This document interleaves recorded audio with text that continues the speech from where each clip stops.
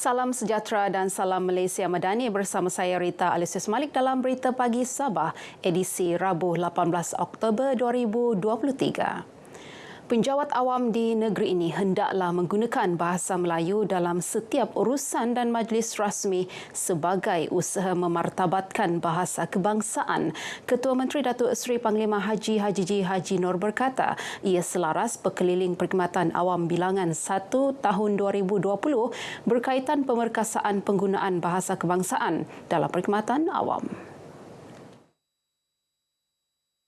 Datuk Haji berkata kecekapan perkhidmatan awam haruslah selaras dengan keterampilan dalam berbahasa. Beliau menyatakan demikian ketika berucap merasmikan Karnival Semarak Bahasa 2023 dan pelancaran buku baharu penulisan Sabah terbitan Dewan Bahasa dan Pustaka DBP. Teks ucapannya dibacakan Menteri Sains, Teknologi dan Inovasi Datuk Dr. Muhammad Arifin Muhammad Arif. Datuk Haji berharap karnival seumpama ini dapat dianjurkan setiap tahun demi menyemarakkan rasa cinta terhadap bahasa kebangsaan. Sementara itu, Datuk Dr. Muhammad Arifin ketika ditemui mencadangkan DBP bekerjasama dengan pihak sekolah bagi memperkasa lagi bahasa kebangsaan dalam kalangan pelajar. Dewan Bahasa juga bergerak ke sekolah-sekolah untuk memantapkan, memberikan pencerahan berhubung dengan bahasa sebenar, penggunaan bahasa Melayu yang sebenar.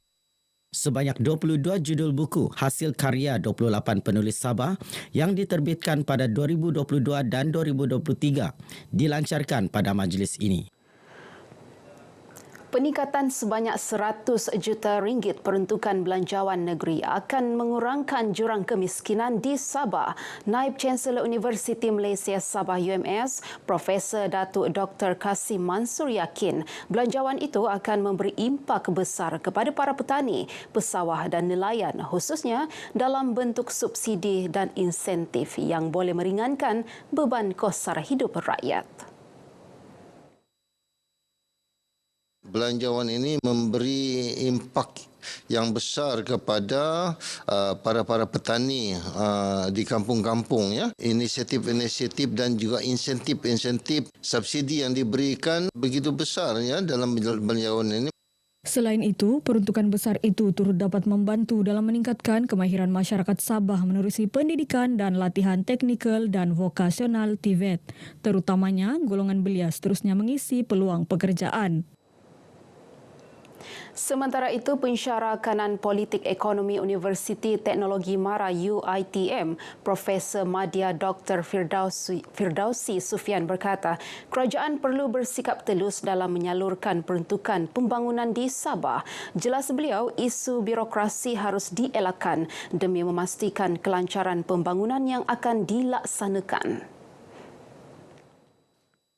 Isu paling utamanya ialah kita terutamanya dari segi bajet pembangunan 6.6 bilion itu, saya rasa ada aspek dari segi karena birokrasi itu kita kena perhalusi agar dapat salurkan bajet itu dengan pantas dan juga perancangan koordinasi boleh dibuat secara efisien dan secara tidak langsung dapat membangunkan projek-projek ini dengan lebih cepat. Dr. Firdausi turut menyifatkan peruntukan pembangunan 6.6 bilion ringgit untuk Sabah sebagai manifestasi menyeimbangkan pembangunan di antara wilayah Semenanjung Sabah dan Sarawak. Manfaat lain yang diterima Sabah adalah pembinaan sekolah rendah baharu dan menaik taraf sekolah sedia ada serta memperkasakan bidang pendidikan dan latihan teknikal dan vokasional TVET. Dalam pada itu, Ahli Parlimen Sipitang Datuk Mat Bali Musa berharap kawasan Parlimen Sipitang turut mendapat manfaat daripada peruntukan pembangunan di bawah belanjawan 2024. Ini sesuai dengan potensi Sipitang sebagai hub ekonomi dalam sektor minyak dan gas selain laluan utama ekonomi antara Sabah, Sarawak dan negara Brunei Darussalam. Kita juga mengharapkan Parlimen Sipitang akan mendapat tempias dari segi pembangunan infrastruktur. Sebab di kawasan Parlimen Sipitang ini jauh ketinggalan. Begitu juga infrastruktur lain perlu juga kita perjuangkan di kawasan Sipitang. Selain jalan, banyak lagi pembangunan perlu kita bawa. Datuk Mat Bali berkata beliau juga akan membawa usul berhubung pembangunan infrastruktur bagi Parlimen Sipitang di Dewan Rakyat pada 26 Oktober ini. Usul tersebut mencakupi aspek pembangunan jalan raya dan fasiliti, terutama jalan long pasir yang masih tidak dibangunkan. Kementerian Kerajaan Tempatan dan Perumahan KKTP melalui Majlis Perbandaran Sandakan MPS proaktif mencari penyelesaian bagi isu kenaikan cukai kediaman dan premis perniagaan di Sandakan. Pembantu Menteri Kerajaan Tempatan dan Perumahan, Datuk Isnin Aliasni berkata, MPS sedang mencari penyelesaian terbaik dan adil bagi kedua-dua pihak berhubung isu berkenaan. Kita akan tengok macam mana, tetapi kita sudah berbincang. Pihak Majlis Perbandaran Sandakan juga sudah berbincang, melihat, dan saya rasa ada solusinya. Datuk Isnin ditemui pemberita RTM selepas perasmian mesyuarat tahunan Parti Gagasan Rakyat Sabah Bahagian Sukau di Sandakan. Pada 2 Oktober lalu, hampir 100 pemilik kediaman perumahan membuat perhimpunan aman di perkarangan pejabat MPS bagi membantah kenaikan cukai ke atas kediaman dan premis perniagaan komersial tahun depan. Universiti Malaysia Sabah UMS memeterai satu memorandum persefahaman MOU dengan Lembaga Kemajuan Perhutanan Negeri Sabah Safoda bagi membangunkan tanah Safoda di kawasan 40 hektar di Kawang Papar. Menerusi MOU itu, Safoda membenarkan UMS menggunakan tanah berkenaan bagi tujuan penyelidikan. MOU ini ditandatangani Pengurus Besar Safoda Bahrul Raza Chuprat dan Naib Chancellor UMS Profesor Datuk Dr. Kasim Mansur. Bercakap kepada pemberita, Datuk Dr. Kasim berkata UMS akan memastikan tanah Safoda itu diusahakan untuk penanaman pelbagai jenis pokok dan herba-herba bagi tujuan penyelidikan.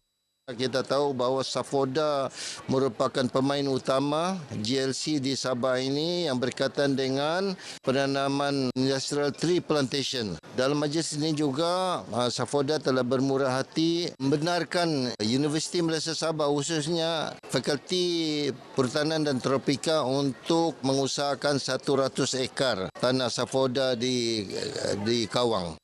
Selain itu, Fakulti Perhutanan Tropika UMS juga akan mengusahakan pelbagai jenis tanaman buah-buahan dan pokok yang terkenal di Sabah bagi mengekalkan spesies tersebut. Parti Gagasan Rakyat Sabah, Gagasan Rakyat Bahagian Gum-Gum optimis mendukung hasrat kepimpinan parti itu untuk merealisasikan gagasan rakyat sebagai sebuah parti tempatan yang membela nasib rakyat. Ketua Bahagian Gagasan Rakyat Gum-Gum Datuk Jusli Ajirul berkata, ke arah itu beliau bersama-sama sayap parti terdiri wanita, pemuda dan beliawanis akan menumpukan usaha menarik lebih ramai ahli menyertai parti itu. Kita akan terus bekerja di ini berdasarkan ada 5 zon yang kita laksanakan sesuai dengan kawasan ini melibatkan beberapa daerah mengundi. Kita tahu dalam pilihan raya sudah tentu daerah mengundi selain Cawangan, selain jawatan kuasa bahagian pemuda dan wanita, penting daerah mengundi itu. Datuk Jusli ditemui pemberita RTM selepas perasmian mesyuarat tahunan Gagasan Rakyat Gum-Gum Batu 16 Sandakan yang dihadiri hampir 1,000 perwakilan. Baik, Berita Pagi Sabah edisi Rabu 18 Oktober berakhir di sini. Menyusul selepas ini Berita Pagi Sarawak. Saya Rita Lucius Malik, salam hormat.